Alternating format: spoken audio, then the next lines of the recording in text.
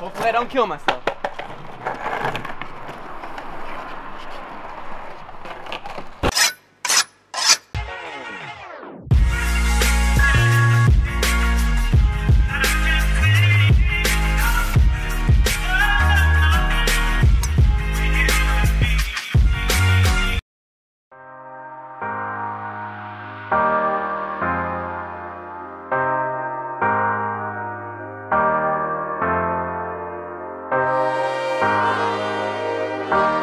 What's poppin'? All right, so today we're heading out for another real estate investing adventure. This is a new property that I just got in contract on.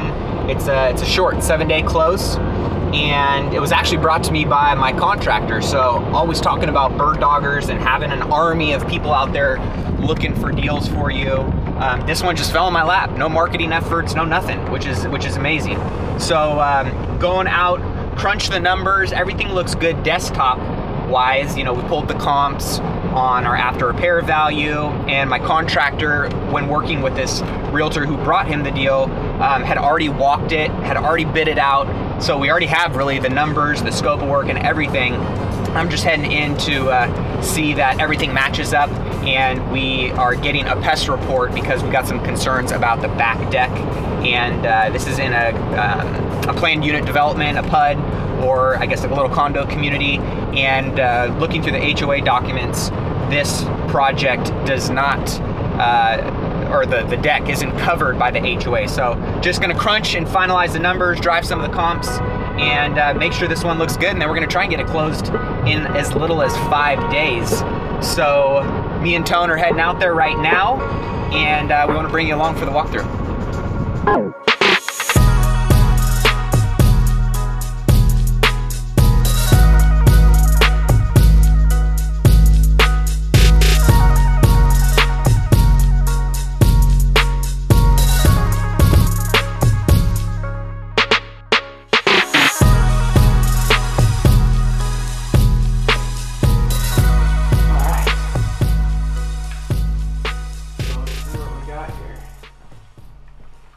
Nice and clean. It's real clean. I like it. Sink works, I think. All right.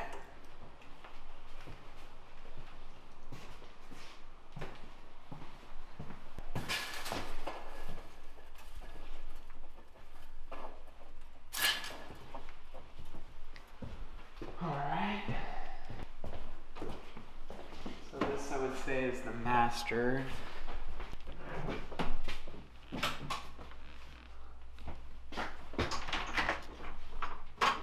Damn. They got a lot of stuff in here.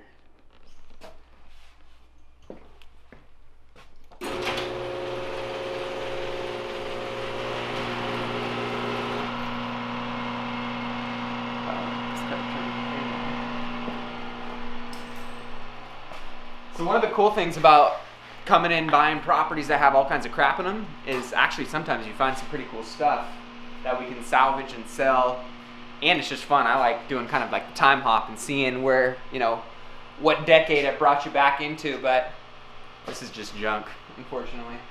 Should we just take the sled and just go sledding down the stairs?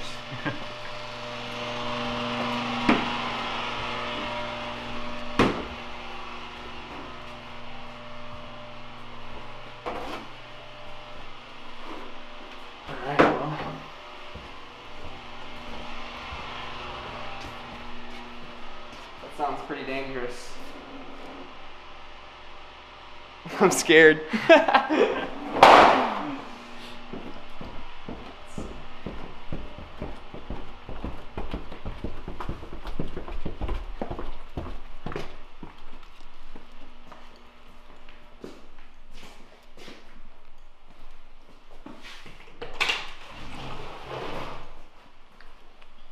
So this is the deck that I had a little bit of concern on,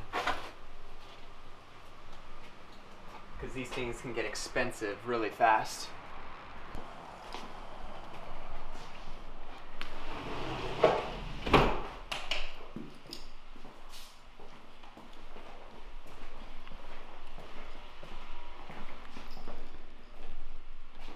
Still got like some nice stuff here.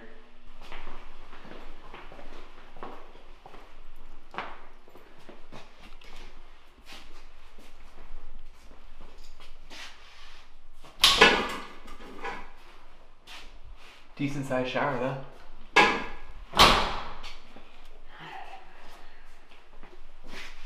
Basic closet. Wait a second. Oh, it's like a little makeup area or something. Nice.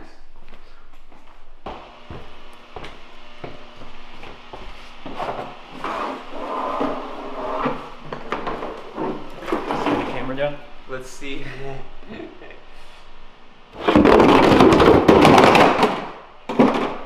I think I would probably die. All right, let's see what the deck looks like.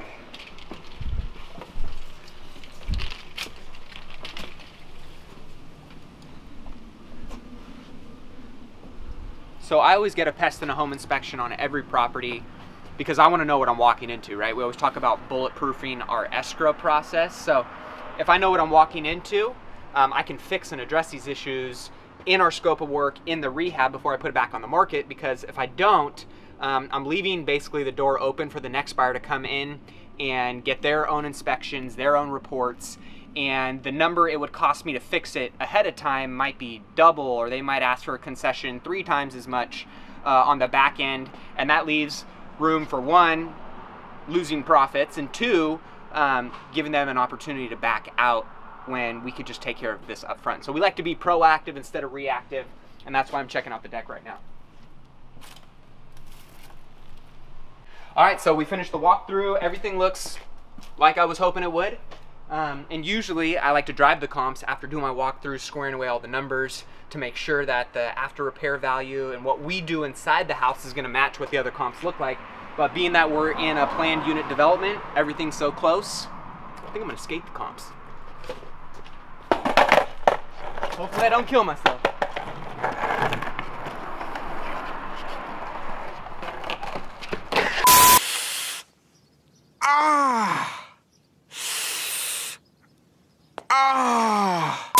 Man, I'm gonna say it was because of my shoes. It was my shoes. I didn't have my skating shoes on today. But anybody who skates knows that that ain't the truth. That was just horrible. Let's give that another shot. We usually will drive the area to make sure that the comps and what we're gonna do inside is gonna meet the price and what the other houses are selling for. But because this is a planned unit development, I figured everything's so close, let's skate. Let's go. I'll be back.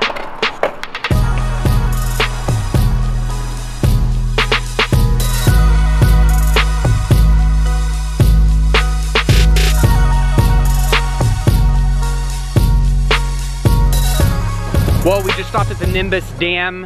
I haven't been to the fish hatchery. There's a little fish hatchery over here that has been here for years. And I came here like when I was in daycare or something.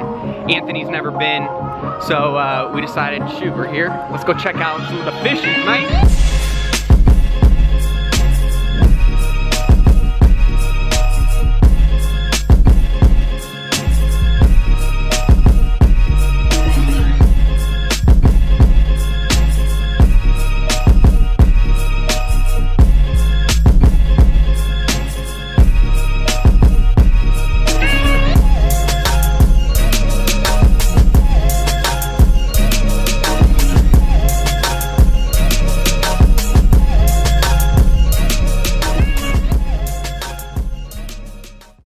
So yesterday, Tone and I were running around and we're having a little too much fun. Obviously, I'm falling on my face.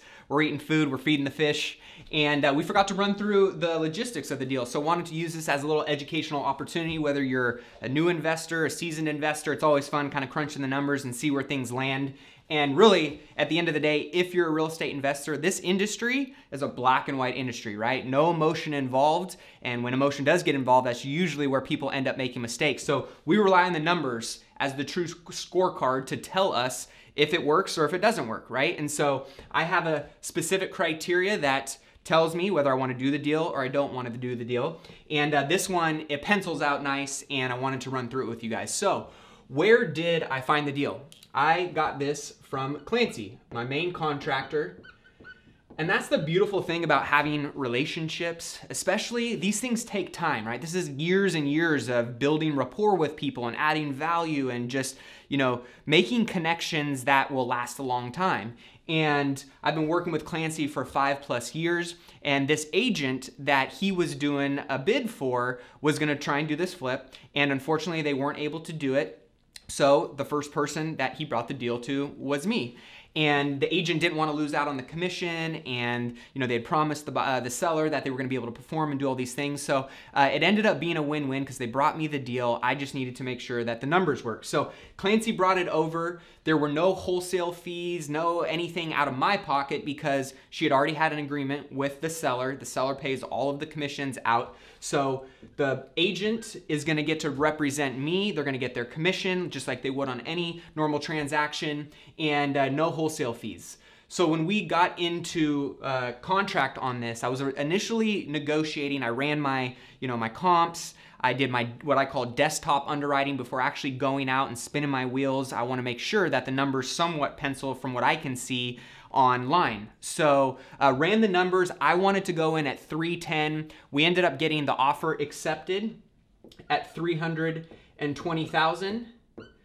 But when we did our initial walkthrough, we were able to see that, there were some things that were a little bit concerning. And this is why I get an inspection on every deal, non-negotiable. We want to know everything that's going on with the house, right? And I'm not an expert, so that's why I hire professional inspectors to come in and make sure that based on what I see, there might be, underlying things that the naked eye can't pick out. But that's why the inspectors are there. That's what they do. That's what they specialize in. And so what we found was in our price, in our pest inspection, there was about $5,000 worth of pest repair. So the nice thing is one, now I can account for that in my rehab budget, which we didn't have in there, right? So that shifts things a little bit, and I can utilize that number as leverage, and we call this constructive knowledge, right? So I pass this along to the homeowner, and the homeowner now has to disclose it, whether it's whether they agree to stay in contract with me or they want to cancel and they get into contract with the next buyer, they have to disclose this information to the next individual. So the nice thing is I say, hey, look, we didn't account for this. We didn't know it was there. And now that we do know, we need to, reduce our price that amount in order to be able to close and still make the numbers make sense. And you can either, we can continue as planned and close on our timeline and you can have this done like you want, or you can, cancel on us, which we understand if that's what you wanted to do, and go back to square one, but then you're gonna have to renegotiate this with the next buyer and or, fix this yourself. So they agreed to give us a $4,000 price reduction. So we took it down to $316,000, and our initial rehab budget went from $40,000 up to $45,000. But like I said, I know at least what I'm getting myself into now, and I can account for it on the front end, right? So $316,000 on the purchase price, $45,000 on the rehab budget. And now looking at our comps, being that this was an HOA community and a condo community, we were able to really, identify the exact floor plans and the same kind of properties as ours. So there's one property there's two properties really in the neighborhood that are identical to this one that sold for $442,000. And to be honest, they weren't super nicely remodeled, and I'm very confident. I know what kind of product we're gonna put out. So I'm very confident that we're gonna put out something that will definitely be in that 440 to 445 range. So our after repair value is $442,000. Now our timeline on this project is right around what I allocated, 5 months. And the best way of understanding what your timeline is going to be, I always like to be very conservative in my numbers. So I like to overestimate what my rehab numbers are going to cost, because sometimes there's things that come up and it ends up costing us a little more. I like to underestimate what I can sell the property for. And that way I have the ability to, beat those timelines, and I have a little bit of a safety net built in. I have a buffer built in there. So same thing, I do that with the timeline. And on this timeline, we usually say for every $10,000 that you're gonna spend in your construction budget, it's about a week's worth of time. So for this one, we're gonna say it's gonna be about, let's say, a 5-week rehab, give or take.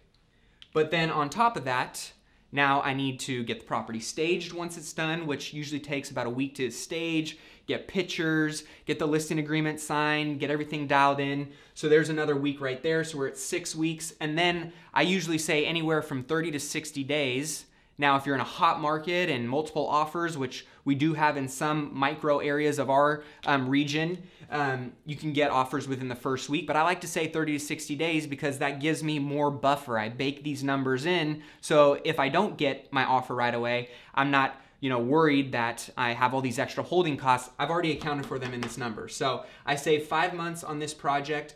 And when we calculate all the numbers out, run our expenses, we find that this one is right around an 11.5% return on investment, which is great. We're in a very competitive market in our region. So I've seen investors go all the way down to 8%. My normal that I like to go after is a 15% or more, but it honestly depends on the kind of deal, how big the project is, how, the price point and how many buyers are in that price point, how quickly do we think it's gonna turn over. So we kind of account for all these things, but 11.5% on this one is not bad. I'll take that all day long.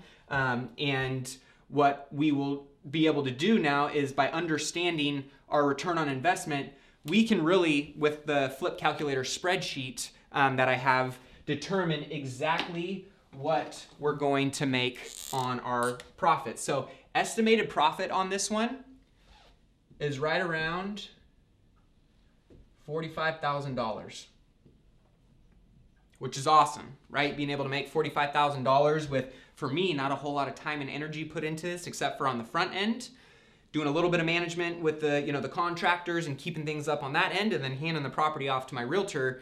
Not a whole lot of time invested in that. So I don't know about you, but $45,000 for that amount of time and energy and input into the deal is pretty awesome. But here's something for my realtor friends. So if you are licensed and you want to list the property yourself, this profit doesn't include the commission that you're going to charge. So I pay out a commission to my realtors. And on this one, I am able to refer over. My agreement is I send the deal over to my agent and I get a referral fee back for giving them a listing. So that one, I'm going to list the property myself. It's a $22,000 commission altogether. I take half of that. There's an extra $11,000 that's generated from this property alone. So total estimated profits on this is $56,000 on one flip. So pretty excited about this one. Like I said, we do all our due diligence up front. When they say you make your money when you buy, by knowing all this stuff, you make your money when you buy. We plan for everything up front. We build in contingencies and safety nets and buffers to make sure. And oftentimes, we end up making more than this number because some of these things, rehab might come in a little bit cheaper. We may sell for more. But if it doesn't, that's okay. We know that we're still insulated with our numbers. If the market shifts a couple percent up or down, right, it's not going to kill our entire margin. We're protected, and most importantly, the investors that invest in the deals, my private lenders, are protected first and foremost. So hopefully you guys got a little information and education on this. If you got any questions, feel free to leave those in the comments section below. If you got comments or insights that you want to share with other individuals that are following the channel, feel free to do that as well. If you got some good information on this video, hit that like button, give it 2 likes up. And we would love for you to continue to subscribe, share with your friends, and follow along with the real estate investing journey. So until next time, I'll see you guys in the next vlog. See you on the flip side.